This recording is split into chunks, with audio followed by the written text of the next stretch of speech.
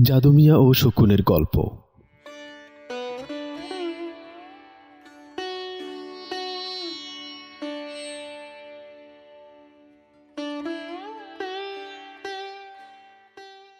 মেঘের পরে মেঘ জমেছে, চক্রাকারে উঠছে সোনালি ডানার চিল। ঘুমট পরিবেশ, চারদিক অন্ধকার হয়ে আসছে। গাছের শাখায় উৎ পেতে আছে শকুন, তীক্ষ্ণ দৃষ্টি জাদু মিয়ার উপর। তার মরণের অপেক্ষা।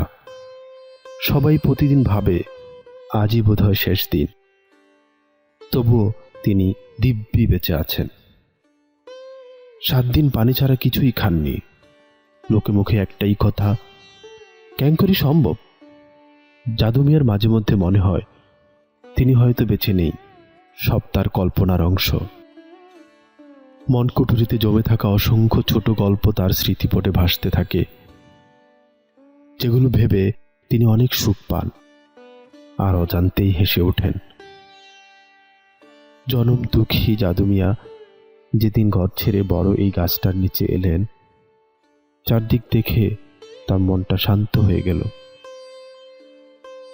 গাছটার বয়স এখন প্রায় 200 বছর, একই রকম ভাবে ঠায় দাঁড়িয়ে। নিচের দিকে কোনো পাতা নেই, দৃষ্টি সীমানা এড়িয়ে শুধুই সবুজের বন। ছাতা হয়ে যুগ যুগ ধরে এলাকার সবাইকে গাছটি ছায়া দিয়ে চলছে। মোটা গাছটাতে অনেক বিশাল বিশাল গর্ত, যেগুলোর ভিতর বিভিন্ন ধরনের পোকামাকড়ের ঘরবসতি। বিশালাকায় একটা অজগর দেখা গিয়েছিল একবার। দেখা মাত্রই পাগলা মফিজ অজ্ঞান। তারপর আর কেউ কোনোদিন সেটা দেখতে পায়নি। ঘটনাটা সত্যি হবার সম্ভাবনা খুবই ক্ষীণ, তবুও লোকজন গল্পটা করে আজও মজা পাচ্ছে, ঠিক যেমন জাদু মিয়ার গল্প করে এখন মজা পাচ্ছে। রোদ, ঝড়, বৃষ্টি, ধুলাবালি উপেক্ষা করে একজন শুয়ে বসে আছে, কেউ তাকে সরাতে পারছে না।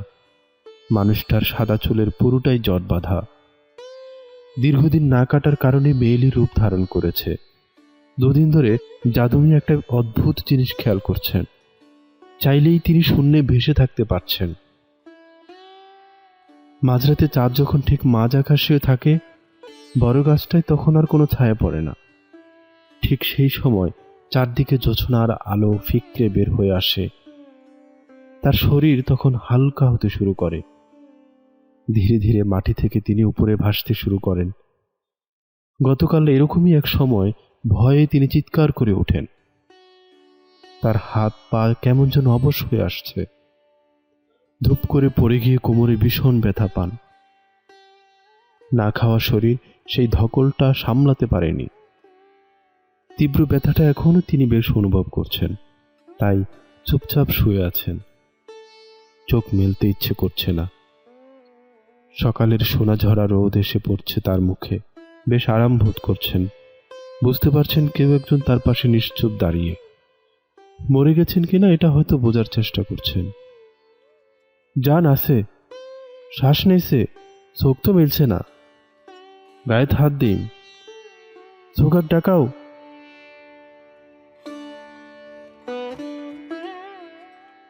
নিমিষেই বেশ কয়েকজন জড়ো হলো। সবার মধ্যে অনেক কৌতূহল। সবচেয়ে বেশি কৌতূহল গাছের মাথায় বসে থাকা শকুনগুলো।